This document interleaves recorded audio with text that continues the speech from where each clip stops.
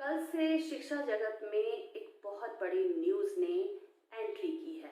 जी हाँ, हम बात कर रहे हैं एजुकेशन पॉलिसी का। वैसे तो आपने खबर सुन ली होगी, लेकिन मैं आपके साथ उसका ब्रीफ एक कंक्लूजन शेयर करना चाहती हूँ, जितना मैंने समझा है। हेलो एवरीवन, मैं संगीता गुसाई हमेशा की तरह आपका अपने चैनल पर स्वागत करती हूँ। 34 साल के बाद इस एजुकेशन पॉलिसी पर काम हुआ है, इसका पूरा मेकओवर हुआ है, ये कह लो आप। पहले शिक्षा पर जीडीपी का 4.4 के लगभग खर्च होता था, और अब आने वाली जो नई शिक्षा प्रणाली है उसमें कुल जीडीपी का 6% खर्च होने वाला है। राइट टू एजुकेशन जो सिर्फ 14 साल तक का था, अब वो 3 से 18 साल कर दिया गया है। यानी कि 18 साल तक सरकार बच्चे का हाथ पकड़कर उसको वहां तक ले जाएगी। उसके बाद वो इतना समझने लायक होगा कि उसे अब क्या करना है। और यही नहीं, इसके अलावा जो बाकी की एजुकेशन है 18 साल तक, उसमें भी बहुत सारा बदलाव आने वाला है। इससे पहले का जो हमने पढ़ा है वो 10+2 का सिस्टम पढ़ा है। 10 तक एक अलग एजुकेशन लेते थे हम, और उसके बाद जो है हम अपनी अपनी स्ट्रीम का चयन करते थे। उसे टोटली बदल दिया गया है। अब 5+3+3+4 में कन्वर्ट कर दिया गया है। उसे अलग अलग स्टेज में बदल दिया गया। सबसे पहला 5 में क्या आता है, ये है फाउंडेशन स्टेज। ये बुनियादी स्टेज है जिसमें बच्चा 3 साल तक आंगनबाड़ी या जो उसकी प्रेपरेटरी स्कूल होगी, प्री प्राइमरी स्कूल होगी, प्ले स्कूल होगा, उसमें पढ़ेगा। उसमें कोई किताब नहीं होगी, बैग नहीं होगा।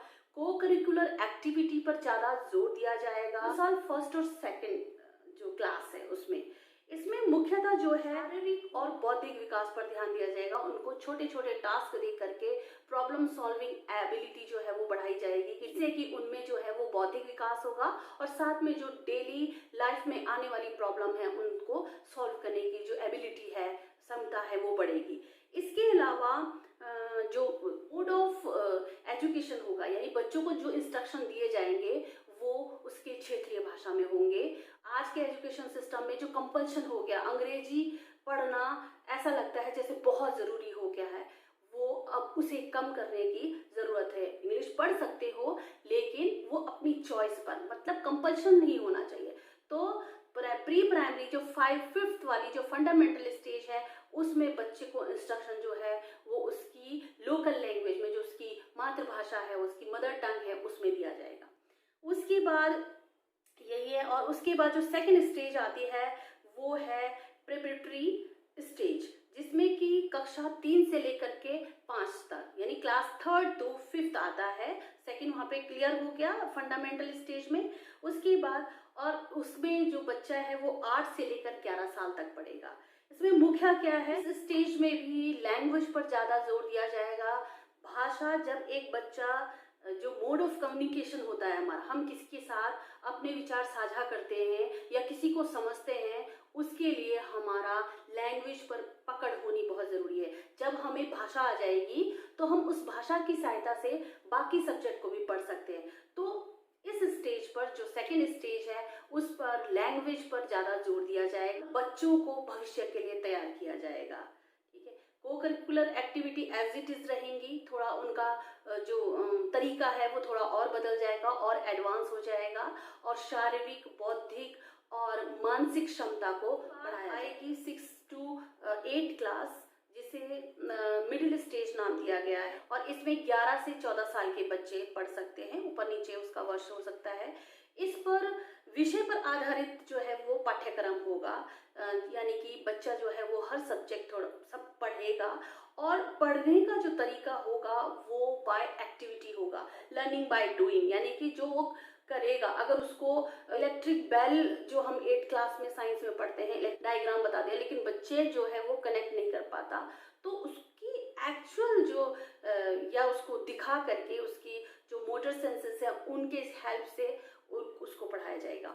इसके अलावा सबसे अच्छी बात इसमें ये है कि वो जो मेन सब्जेक्ट पढ़ेगा उसके साथ साथ व्यावहारिक, व्यावसायिक और कौशल का ज्ञान भी ले सकता है, यानी लाइफस्टाइल एजुकेशन जिसको बोलते हैं, जो बाद में जाकर के उसके रोजगार में काम आए। क्लास के लिए भी उसको जो है वो एक प्लेटफॉर्म प्रोवाइड किया जाएगा, उसकी वर्कशॉप लगाई जाएगी। तो ये भी, ताकि उसकी उस कौशल पे जो है वो फिनिशिंग होती रहे, यानी उसको उसकी आदत पड़ती रहे। सबसे अच्छी बात है 6 क्लास से ही कंप्यूटर कोडिंग शुरू हो जाएगी। जो अब बच्चे बड़ी क्लासेस में यानी कि +2 के बाद जो इंजीनियरिंग फील्ड में जा रहे हैं, कंप्यूटर से रिलेटेड एजुकेशन ले रहे हैं, स्पेशल जो बिल्कुल अलग स्ट्रीम है, वो उसका इंतज़ार नहीं होगा। हर बच्चे को बेसिक कंप्यूटर नॉलेज और बेसिक कंप्यूटर कोडिंग आनी आवश्यक है। ये सबसे बेस्ट हो गया, ताकि दुनिया के जो बाकी देश हैं उनके साथ हम भी खड़े हो सकें और उस रेस में हम भी चल सकें। इसके अलावा बच्चे में एस्थेटिक वैल्यूज भी बढ़ाई जाएंगी। एस्थेटिक्स मतलब कला से, संगीत से, लिटरेचर से, देश की जितना हिस्ट्री है, कल्चर है, उस सब के बारे में ज़्यादा से ज़्यादा जो है उसे इंट्रोड्यूस करवाया जाएगा, ताकि वो आगे चल करके अपना एक पर्सपेक्टिव बना सके, अपनी एक समझ बना सके। वोकेशनल एजुकेशन के अंतर्गत लाइफ स्किल, अब लाइफ स्किल किसे कहते हैं, जो जीवन कौशल होते हैं, यानी हर रोज जिन चीज़ों से हमें डील करना होता है, बच्चे को सेल्फ अवेयरनेस हो, अपने बारे में पता हो, वो क्या चाहता है उसके बारे में पता हो, उसकी कमियां क्या हैं, उसे कैसे दूर करें, उसकी खासियत क्या है, उसका स्ट्रॉन्ग पॉइंट क्या है। छोटी छोटी जो लाइफ के रोजमर्रा के डिसीजन है वो बच्चा ले सके। डिसीजन मेकिंग भी बहुत बड़ा एक जो है वो लाइफ स्किल आता है। अब आती है secondary stage, 9th to 12th। जैसे जैसे हम स्टेज में ऊपर बढ़ते जा रहे हैं, वैसे वैसे चेंजेस जो हैं वो और ड्रामेटिक होते जा रहे हैं और इंटरेस्टिंग होते जा रहे हैं। अब इसमें क्या चेंज हुआ है, बोर्ड का जो डर है, परसेंटेज का जो प्रेशर है, वो अब बच्चों पे कम होने वाले हैं। बच्चे तो अब आगे वाले खुश हो जाओ तुम, अगर ये पॉलिसी पूरी लागू हो गई तो। बच्चे के रटने पे नहीं, समझने पे ज़्यादा ध्यान दिया जाएगा। अब उसका असेसमेंट कैसे होगा, कैसे हम समझेंगे कि बच्चे को समझ आ गया, उसके लिए जो ईयरली जो बोर्ड सिस्टम है वो ख़त्म कर दिया जाएगा। सेमेस्टर सिस्टम अपनाया जाएगा। हर साल 2 सेमेस्टर होंगे। इसका मतलब बच्चे को थ्रू आउट द ईयर पढ़ना पड़ेगा। यही बच्चे क्या करते हैं कि वो बाद के जो टाइम होता है उसमें कोई ज़्यादा ध्यान नहीं देते, कहते हैं हम तो अब एग्जाम में मिलेंगे आपसे, ठीक है, वो नहीं होगा। सेमेस्टर में एक सेमेस्टर जो होगा वो ऑब्जेक्टिव टाइप होगा, यानी कि उसको बिल्कुल जो कॉन्सेप्ट है वो क्लियर होना चाहिए और उसी के बीच में से ऑब्जेक्टिव टाइप क्वेश्चन होने चाहिए। लगता ज़रूर है ऐसे कि ऑब्जेक्टिव टाइप इजी होते हैं, पर इजी नहीं होते हैं, ट्रस्ट मी। एक सेमेस्टर में आपको विस्तृत सब्जेक्टिव टाइप ऑफ क्वेश्चन पूछे जाएंगे, जिसमें आप जो है वो विस्तृत रूप से लिख सकते हो। उससे उस बच्चे की जो है वो समझ की, राइटिंग स्किल की, बहुत सारी चीज़ों की जो है परख हो जाएगी। तो ये असेसमेंट था। बात सबसे अच्छी बात है, सबसे बेस्ट बात है जो, वो है स्ट्रीम सिस्टम ख़त्म कर देंगे।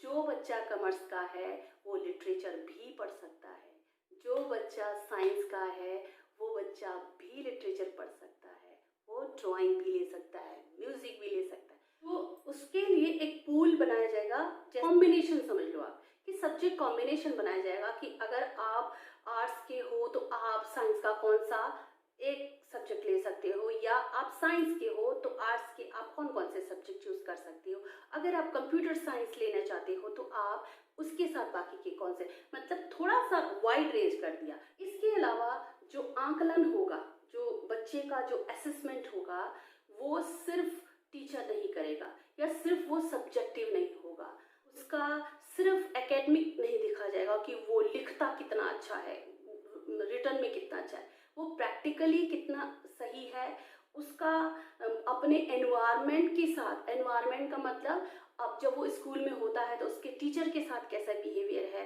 उसका बच्चों के साथ कैसा कोऑर्डिनेशन है, उसका अपने आसपास की चीज़ों को लेकर के वो कैसे उस पर रिएक्ट करता है, पब्लिक प्रॉपर्टी होती है उस पे उसका क्या पर्सपेक्टिव है, उस सब पर उसको एसेस किया जाएगा।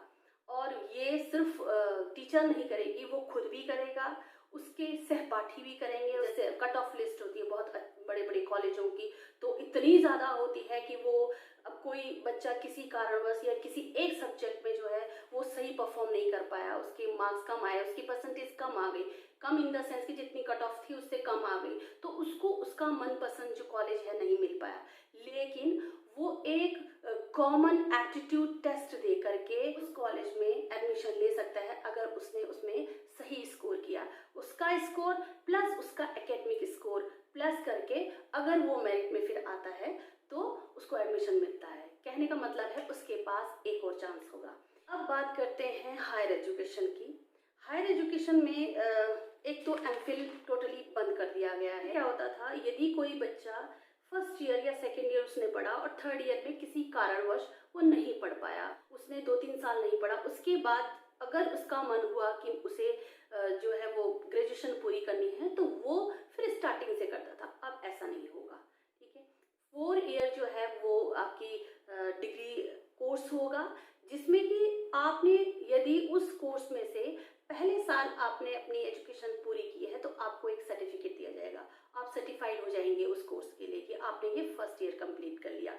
इसके अलावा एक और चीज़ है जो आपको एक digital academic bank of credit दिया जाएगा। एक आपका स्कोर होगा, उसमें सब कुछ जो है वो डिजिटली फिट कर दिया जाएगा कि आपका जो रिकॉर्ड है कि यानी आपने 1 साल की जो है वो इसमें एजुकेशन ले ली है हायर एजुकेशन में और आपको सर्टिफिकेट मिल गया है। इसी तरह से जब आप कंफर्टेबल हो या जब आप करना चाहते हैं तो आप सेकेंड ईयर या आगे की पढ़ाई कर सकते हैं। जब आप 2 साल की एजुकेशन पूरी कर लेंगे हायर डिग्री में तो आपको डिप्लोमा मिलेगा, ठीक है, डिप्लोमा कंप्लीट हो जाएगा। इसी तरह से थर्ड ईयर अगर आपने उसी स्ट्रीम में पूरा कर लिया तो आप बैचलर डिग्री ले लेंगे, बैचलर डिग्री होगी आपके पास। उस बैचलर डिग्री के साथ आप किसी भी जो जॉब के लिए है वो अप्लाई कर सकते हैं, जैसे अब भी करते हैं। क्वालिफिकेशन रिक्वायरमेंट जो ग्रेजुएशन की होती है वो वहां तक आपकी कंप्लीट हो जाएगी जब आप 3 ईयर का कंप्लीट कर लेंगे। लेकिन यदि आप उस सब्जेक्ट में और आगे बढ़ना चाहते हैं, आप रिसर्च करना चाहते हैं, तो 4th ईयर जो है वो आपकी bachelor degree with research certificate कर सकते हैं। यदि आप और ज़्यादा जो है वो रिसर्च करना चाहते हैं, आप रिसर्च प्रॉपर करना चाहते हैं, तो फिर आप 4 ईयर की जो है वो रिसर्च आपका अब होने वाला है, ठीक है। और यही नहीं, आप एक से ज़्यादा जो कोर्सेज हैं वो साथ में एक साथ कर सकते हैं, ठीक है। और उसमें भी और फ्लेक्सिबिलिटी है। एक कोर्स को माना आपने फर्स्ट ईयर तक दोनों कोर्स ठीक ठाक कर लिए, लेकिन अगले साल में आपको एक कोर्स करने में दिक्कत हुई तो आप उसी को वहां पर छोड़ सकते हैं और आपका वो रिकॉर्ड जो है वो एकेडमिक बैंक ऑफ क्रेडिट जो आपको मिलेगा डिजिटल कार्ड, वो उसमें आ जाएगा, उसका जो रिकॉर्ड है उसमें आ जाएगा और आप जिसको आप मेन स्ट्रीम में जो आप कोर्स करना चाहते हैं उसे कंप्लीट कर सकते हैं। और एक और बात है, रिसर्च के स्टूडेंट है उनके लिए नेशनल रिसर्च फाउंडेशन स्थापित किया जाएगा जो उन बच्चों को फंडिंग भी करेगा, टर्म्स एंड पॉलिसीज होंगी उसकी पर करेगा, ठीक है। ये पूरा जो सिस्टम है, जो ये एंट्री और एग्जिट का, इसे नाम दिया गया है मल्टी एंट्री या मल्टी एग्जिट, जिसमें कि आप ग्रेजुएशन कभी भी कर सकते हो। इसके अलावा आप integrated bachelor and master degree कर सकते हो, मतलब आप शुरू से लेकर के पूरी बैचलर टू मास्टर डिग्री कर सकते हो। लेकिन उसमें भी वही है कि आप कहीं परमिशन पे जो यूजीसी और बाकी जो बॉडी हैं AICTE और NCTE, इन सब का जो रेगुलेशन है वो खत्म कर दिया जाएगा। एक ही रेगुलेटरी जो बॉडी है वो बनाई जाएगी। रेगुलेटरी बॉडी मीन्स एक ही कंट्रोल बॉडी बनाई जाएगी जो इन हायर एजुकेशन पर पूरा ध्यान रखेगी। एक चीज़ और छोड़ दी मैंने, नेशनल असेसमेंट सेंटर बनाया जाएगा छोटे बच्चों के लिए जो 6 to 18 हैं उनमें, और वो टाइम टू टाइम जो है वो उस बच्चे के बाकी सब्जेक्ट पर भी और उसकी लाइफ स्किल पर, उसको करिकुलर एक्टिविटी, इन सब पर जो है वो ध्यान रखेगी या उनका आकलन करेगी टाइम टू टाइम। और इस पॉलिसी के अंतर्गत जो उद्देश्य है, आगे उद्देश्य है कि 100% जो है वो नामांकन हो, रजिस्ट्रेशन हो और जो बच्चे पीछे पढ़ाई छोड़ चुके हों उनको भी कंटिन्यू कराया जा सके। ये शिक्षा पॉलिसी जो है वो अप्लाई हो जाती है तो कई बच्चों की जो है वो प्रॉब्लम जो है सॉल्व हो जाएगी। और सबसे बेस्ट जो है इसमें है वो बच्चों को एक स्ट्रीम में न बांध करके उसको आज़ादी दे दी है कि वो अपनी पसंद के, अपने इंटरेस्ट के जो है वो सब्जेक्ट ले सके और बाकी जिससे कि वो आगे अच्छी तरह से और ज़्यादा खुल के आ सके। सबका विचार इस जो शिक्षा नीति है इस पर सब्जेक्टिव हो सकता है, सबकी अपनी अपनी राय हो सकती है, लेकिन इन सब में एक चीज़ सबसे अच्छी हुई है बच्चों के लिए, वो है किताब किताबों का बोझ कम होना, दूसरा लर्निंग है वो अंडरस्टैंडिंग बेस होना। तो मुझे लगता है कि स्वस्थ भारत, स्वच्छ भारत और सशक्त भारत का यही शुरुआत काफ़ी है। ये टॉपिक जो है ना वो बहुत डीप स्टडी वाला है, इसमें अभी काफ़ी चीज़ों पर काम चल रहा है, जैसे कि सब्जेक्ट का चयन कैसे होगा, कौन इसका रेगुलेटरी बॉडी रहेगी, बच्चों को एसेस कौन करेगा, कैसे पता चलेगा कि बच्चा सीख गया है। और सबसे बड़ी बात यह है कि जब कोई चीज़ हम अप्लाई करेंगे, उसे अपने यूज टू करेंगे, उसके बाद ही पता चलता है कि वो कितना ही रहा है और कितना उस पर और ज़्यादा वर्क होना ज़रूरी है। ठीक है, आज के लिए इतना ही काफ़ी है। अगर कुछ छूट गया हो तो कमेंट बॉक्स में लिख सकते हैं। If you like the video please like it, subscribe it, hit the bell icon, share it. Thank you.